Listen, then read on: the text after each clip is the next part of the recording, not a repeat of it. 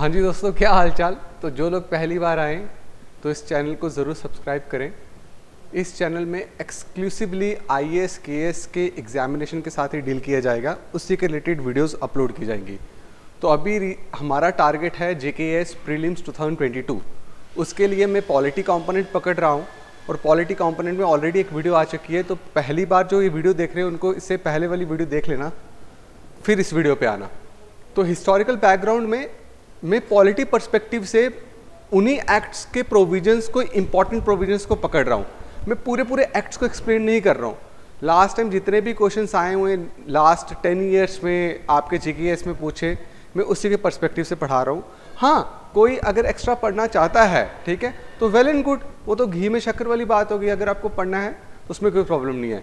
मैं फिलहाल बिल्कुल एग्जाम पर्सपेक्टिव से जो मुझे लग रहा है, ठीक है, इतने लिमिटेड टाइम में जो आपको याद रखना चाहिए, मैं वही करवा रहा हूँ। ठीक, तो हम स्टार्ट करते हैं आज एक और एक्ट से, इंडियन काउंसिल एक्ट 1861। हालांकि इसमें से क्वेश्चंस बहुत कम, रेयर है, मतलब आप लगा लो कि वंस इन अ वाइल अगर कभी पूछ लें तो, ठीक है। तो इसमें याद रखिएगा, जो इंडियन काउंसिल एक्ट 1833 था ना, उसमें जो गवर्नर जनरल की एग्जीक्यूटिव पावर्स थी उसको बढ़ाया गया था।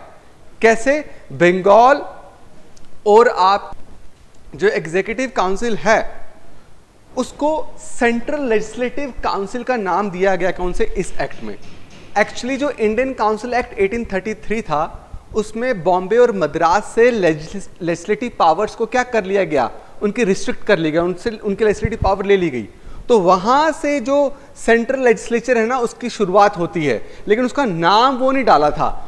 तो बेसिकली एग्जीक्यूटिव, गवर्नर जनरल के एग्जीक्यूटिव काउंसिल को क्या बोलना स्टार्ट कर दिया? Central legislature council. याद रहेगा। अब इसी एक्ट में जो सबसे इंपॉर्टेंट जो मुझे लगता है, जो आपको याद रखना चाहिए, दैट इज पोर्टफोलियो सिस्टम। अभी आपने सुना होगा कि भाई क्या कहते हैं, कोरोना टाइम पे PM मोदी ने अपना पोर्टफोलियो, कोरोना के बाद पोर्टफोलियो सिस्टम चेंज कर दिया, पोर्टफोलियो चेंज कर दिया था ना।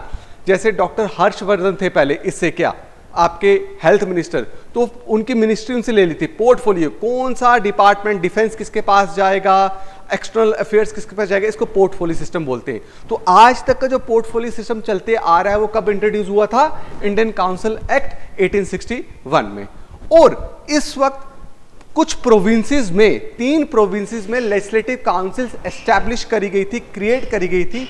वो कौन कौन सा था? नॉर्थ वेस्टर्न प्रोविंस, ठीक है, आपके पाकिस्तान वाला, करंट पाकिस्तान वाला रीजन आ गया, बंगाल और पंजाब। यहां पे लेजिस्लेटिव काउंसिल की क्रिएशन, एस्टैब्लिशमेंट करी। ठीक है जी, यही था इंडियन काउंसिल एक्ट 1861 में याद रखने वाला। ठीक है जी, चलते हम आगे। अब आ गया हमें इंडियन काउंसिल एक्ट नेक्स्ट 1892। ठीक है जी। तो इस काउंसिल एक्ट में क्या हुआ? यह बोला गया जो इंडियन सिविल सर्विसेज हैं उसके एग्जाम अब इंग्लैंड में भी होंगे और इंडिया में भी होंगे। याद रखिएगा, जो क्या बोला गया, जो इंडियन सिविल सर्विसेज के एग्जाम है वो इंग्लैंड में भी होंगे, लंदन में भी होंगे। इस टाइम पे ही, अगर आपको पता हो, इस एक्ट से कुछ सालों पहले INC की फॉर्मेशन हुई थी। तो INC बाय कॉन्स्टिट्यूशनल मीन्स, जो initially was dominated by moderates, तो उन्होंने कॉन्स्टिट्यूशनल मीन्स से बहुत सारे प्रेशर डालने की कोशिश करी ब्रिटिश गवर्नमेंट के ऊपर। तो वहां पे रिप्रेजेंटेशन की बात भी चल रही थी, इलेक्शन की बात भी चल रही थी। तो इस इंडियन काउंसिल एक्ट में उस इलेक्शन को नहीं माना गया, डायरेक्ट इलेक्शन को खारिज कर दिया गया और इनडायरेक्ट इलेक्शन की इंट्रोडक्शन हुई, बट उसमें भी बड़ी सारी लिमिटेशंस थी। तो याद रखिएगा, पहली बार इलेक्शन की, वो भी इनडायरेक्ट इलेक्शन की, कहां बात करी गई? कहां पे? Indian council act 1892, but with some limitations. ठीक है, बट विद सम नहीं, मेनी लिमिटेशंस। ठीक है जी, ये हो गया आपका खत्म। मैं आपको बोलूंगा इसके बाद जो एक्ट है ना वो सबसे ज्यादा इंपॉर्टेंट है और वहीं से मैक्सिमम क्वेश्चंस आते हैं। ठीक है, अगेन कुछ बहुत क्या कहते हैं बच्चे हैं जिनको लगता है कि ये लिमिटेड है, इससे ज्यादा पढ़ना चाहिए। तो भाई आप फ्री हो, राइट टू फ्रीडम है, जो मर्जी करो। ठीक है, चलते आगे। अब आ गया इंडियन काउंसिल एक्ट 1909। ठीक है, इसमें पहली बार जो मेंबर्स थे लेजिस्लेटिव काउंसिल के, उनको राइट दिया गया कि वो बजट को डिस्कस कर सकते हैं, पहली बार, but without right to vote, without voting, without right to vote. पहली बार क्या कहते हैं इंडियन काउंसिल एक्ट में बजट को डिस्कस करने के लिए लेजिस्लेटिव काउंसिल के मेंबर्स को, मतलब इंडियन मेंबर्स थे, उनको अलाउ किया गया। बच्चा इंडियन काउंसिल एक्ट को हम मॉर्ले मिंटो रिफॉर्म भी बोलते हैं, है ना, मॉर्ले मिंटो रिफॉर्म भी बोलते हैं। मॉर्ले कौन थे बच्चा? Secretary of state. याद आ रहा है सेक्रेटरी ऑफ स्टेट कब बनाया गया था, ये ऑफिस याद है? और मिंटो कौन थे आपके जी? Viceroy of India. इन दोनों ने मिलके क्या कहते हैं, इस एक्ट को क्या किया था जी? फ्रेम किया था, जिसका नाम पड़ गया इंडियन काउंसिल एक्ट 1909। बच्चे ये इंडियन काउंसिल एक्ट बहुत ज्यादा क्या कहते हैं, हिस्ट्री में इसका बहुत बहुत बड़ा रोल है। क्यों? क्योंकि इसी इंडियन काउंसिल एक्ट ने separate communal representation, introduction of communal representation कौन से एक्ट से हुई? आपके इंडियन काउंसिल एक्ट 1909 से हुई। इसमें क्या किया इन्होंने? मुस्लिम कम्युनिटी को सेपरेट इलेक्टोरेट क्या कर दिया जी? ग्रांट कर दिया। इसका मतलब है कि कोई भी मुस्लिम क्या कहते हैं सीट में, अगर कोई इलेक्शन लड़ रहा है तो मुस्लिम को सिर्फ मुस्लिम ही वोट करेगा। आप समझ, सीट रिजर्व करी गई और उसमें उसका कोई लेना देना नहीं है। अभी देखो अभी क्या चलता है इंडिया में ज्वाइंट इलेक्टोरेट है। चाहे आपकी पुंछ, रजौरी पुंछ कॉन्स्टिट्यूएंसी से लोकसभा के इलेक्शन के लिए कोई भी खड़ा हो, चाहे मुस्लिम है, चाहे वो हिंदू है, चाहे सिख है, उसको हर कोई वोट करेगा। कोई पर्टिकुलर कम्युनिटी नहीं है जिसको वोट करेगी। Are you getting my point? मेरी बात समझ रहे? तो इस सेपरेट इलेक्टोरेट इंट्रोड्यूस करने के बाद बहुत डिवाइड एंड रूल पॉलिसी क्या करना स्टार्ट करेगी, उसको ये और स्ट्रेंथन करना स्टार्ट होगी ब्रिटिश गवर्नमेंट। ठीक है। और एक और बहुत इंपॉर्टेंट, जो वॉइस रॉय का एग्जीक्यूटिव काउंसिल था ना, उस काउंसिल में इस एक्ट के तहत पहली बार इंडियन को क्या किया गया? मेंबर बनाएगा। पहला इंडियन मेंबर इस वॉइस रॉय एग्जीक्यूटिव काउंसिल में कैसे, किसके थ्रू ऐड किया गया? Indian council act 1909। और वो कौन थे? उनका नाम था सत्येंद्र प्रसाद सिन्हा। सत्येंद्र प्रसाद सिन्हा, ये नाम था उनका। बच्चा मेरी बात याद रहेगी, आप देख लेना। और अगर आप कोशिश भी करोगे ना इस एक्ट के हर एक प्रोविजन को पढ़ने के लिए, आपको याद ही नहीं रहेगा। उसमें इतने फैक्ट्स हैं, 50 मेंबर्स इंक्रीज यहां हुए, 100 मेंबर्स यहां पे इंक्रीज हुए, उसको छोड़ो ना यार, एलिमिनेशन मेथड यूज करना। अगर बाई चांस एक आ जाता है 1 2 3 1 2 नन ऑफ द अबव, तो आपको अगर इसमें 3-4 प्रोविजंस भी याद होंगे तो आप एलिमिनेशन मेथड यूज कर सकते हो। समझ रहे हो? दिस इज द रीजन कि मैं आपको पूरा प्रोविजंस नहीं करवा रहा हूं पर्टिकुलर एक भी एक्ट का। अब उसके बाद आता है गवर्नमेंट ऑफ इंडिया एक्ट 1919, जिसको मोंटेग चेल्मसफोर्ड रिफॉर्म भी बोलते हैं। मोंटेग कौन थे? Montagu was the secretary of state again, and Chelmsford was the viceroy of India. बच्चा हिस्ट्री में जाऊंगा तो ऑगस्ट डिक्लेरेशन, बड़ी सारी चीजें हैं, तो मैं चाहूंगा कि उसको छोड़ दो। लेकिन इसके साथ बहुत मेजर इवेंट्स कनेक्टेड हैं, जैसे Jallianwala Bagh massacre, non cooperation movement, खिलाफत मूवमेंट, ये सब इन्हीं का रिएक्शन था, याद रखिएगा। तो गवर्नमेंट ऑफ इंडिया एक्ट में सबसे पहले प्रोविजन जो याद रखना आपको, दैट इज डायरकी। डायरकी मतलब क्या है? Rule of two. Rule of two का मतलब क्या हो गया? इन्होंने जो सब्जेक्ट्स हैं, ठीक है, उसको डिवाइड कर दिया into transferred list and reserve list. Subject का मतलब क्या? जैसे रिजर्व लिस्ट में लॉ एंड ऑर्डर है, तो लॉ एंड ऑर्डर में कौन कानून बनाएगा, इस डायरकी में इंट्रोड्यूस किया गया। और एजुकेशन और हेल्थ में कौन कानून बनाएगा, इस डायरकी में इंट्रोड्यूस किया गया। जो सब्जेक्ट्स थे, जैसे एजुकेशन पे कौन कानून बनाएगा, हेल्थ पे कौन बनाएगा, लोकल गवर्नमेंट में कौन बनाएगा, ये कहां डालेंगे? ट्रांसफर्ड लिस्ट में डालेंगे। और इस सब्जेक्ट्स में पावर किसके पास है कानून बनाने की? तो मैंने लिखा है कि इस पे किसके पास पावर थी? मिनिस्टर्स के पास पावर थी लॉ बनाने की। जो कौन नॉमिनेट करेगा? गवर्नर नॉमिनेट करेगा। और रिजर्व्ड लिस्ट में कौन सा आ गया? लैंड पे, रेवेन्यू पे, लॉ एंड ऑर्डर पे, इस पे कौन लॉ बनाएगा? गवर्नर खुद लॉ बनाएगा अपने एग्जीक्यूटिव काउंसलर्स के साथ मिलके। मेरी बात क्लियर क्योंकि, और ये सारे सिस्टम को हमने क्या बोला? डायरकी। और डायरकी कहां इंट्रोड्यूस हुई थी? This is very important. Dyarchy introduce हुई थी बच्चा प्रोविंसेस में, क्योंकि जब हम आगे पढ़ेंगे गवर्नमेंट ऑफ इंडिया एक्ट 1935, वहां पे डायरकी खत्म कर दी गई थी। इसमें से government of act dyarchy provinces में खत्म कर दी गई थी। और डायरकी कहां इंट्रोड्यूस कर दी थी? सेंटर में इंट्रोड्यूस कर दी थी दोस्तों। ठीक है, क्लियर है? चले हम आगे। चलो दोस्तों,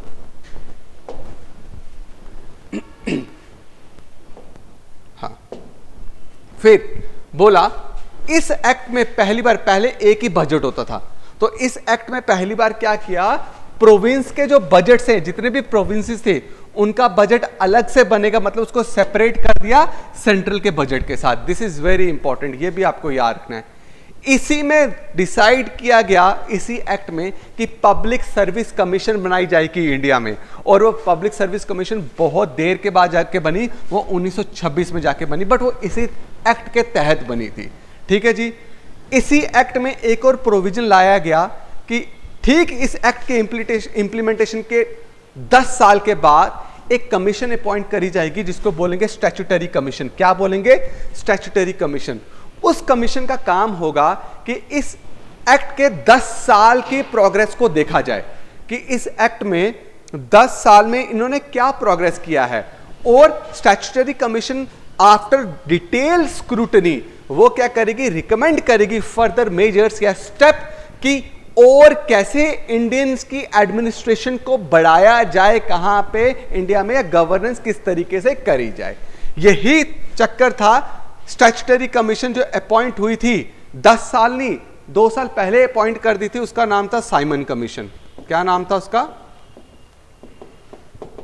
साइमन कमीशन, जिसको बोलते थे जिसको जॉन साइमन कमीशन बोलते थे, या उसका दूसरा नाम क्या था? Obviously Indian statutory commission. ये क्वेश्चन आ चुका है, जिसके खिलाफ बहुत ज्यादा क्या कहते हैं इंडिया ने एग्रेशन शो किया, क्योंकि साइमन कमीशन के जितने भी मेंबर्स थे 7 के 7 they all were white, Britain से। तो ये कमीशन कैसे मेयर स्टेप्स बताएगी, मेजर्स बताएगी, स्टेप्स बताएगी, किसके लिए? इंडिया की प्रोग्रेस के लिए। इसी को लेके इंडियंस क्या थे, बहुत गुस्से में थे, क्योंकि इसमें कोई भी इंडियन नहीं था।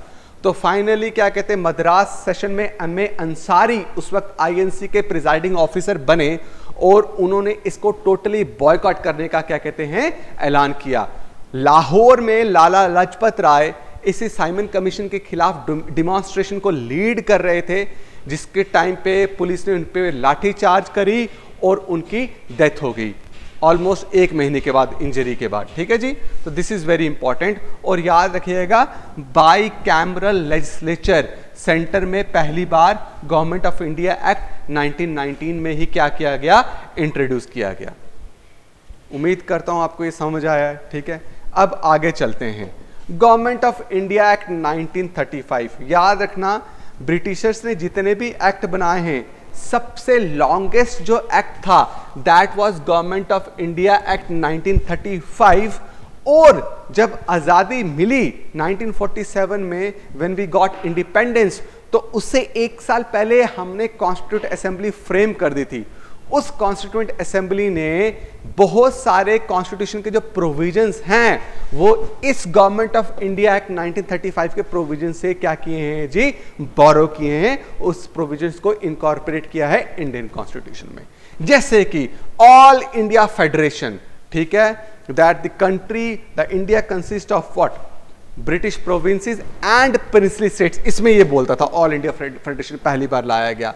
ठीक है, अब डायरकी को खत्म कर दिया, डायरकी को प्रोविंसेस में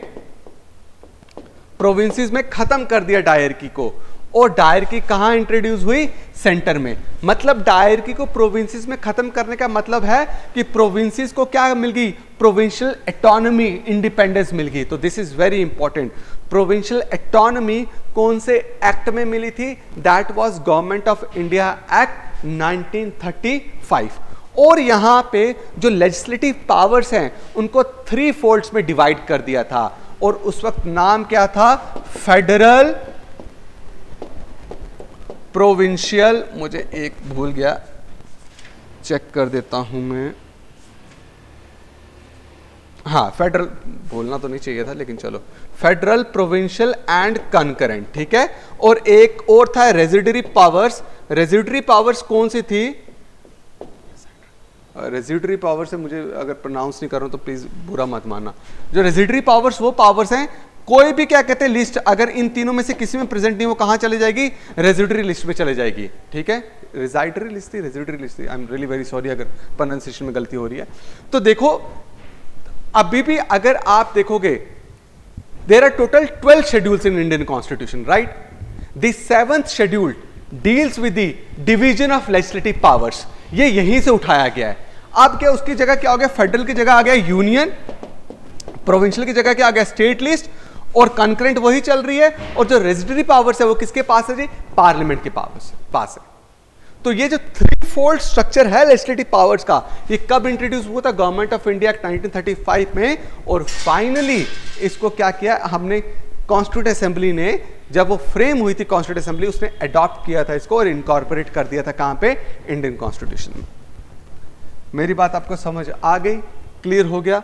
अब सबसे लास्ट बच रहा है कौन सा, इंडियन इंडिपेंडेंस एक्ट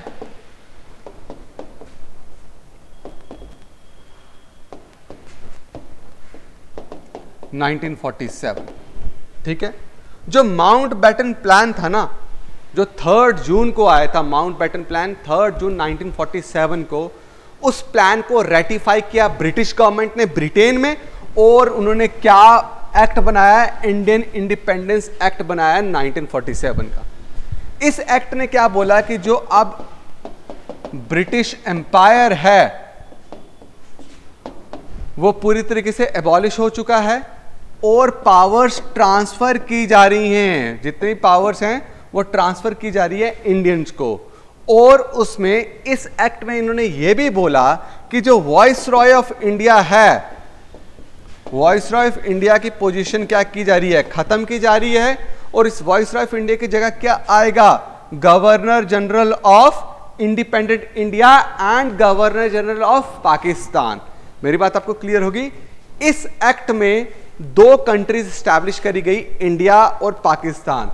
पाकिस्तान को आजादी कब मिली, 14 अगस्त 1947, और इंडिया को आजादी कब मिली, 15 अगस्त 1947। इस एक्ट के बाद जो गवर्नर जनरल ऑफ इंडिया बने, first governor general of independent India कौन थे, आपके माउंट बैटन ही थे। कौन थे, माउंट बैटन ही थे, याद रखिएगा, आफ्टर इंडिपेंडेंस, ठीक है जी। और कुछ देर के बाद first Indian governor general of India कौन अपॉइंट हुए, उनका नाम था सी राजा गोपालाचार्य। मेरी बात आपको क्लियर हो गई, समझ गए। और पाकिस्तान के गवर्नर जनरल ऑफ इंडिया किसको बनाया गया, किसको बनाया गया जी जनाब, उनको बनाया गया, उनका नाम था मोहम्मद अली जिन्ना, जिनको बोलते हैं एम.ए. जिन्ना। तो दोस्तों ये कुछ इंपॉर्टेंट प्रोविजंस थे।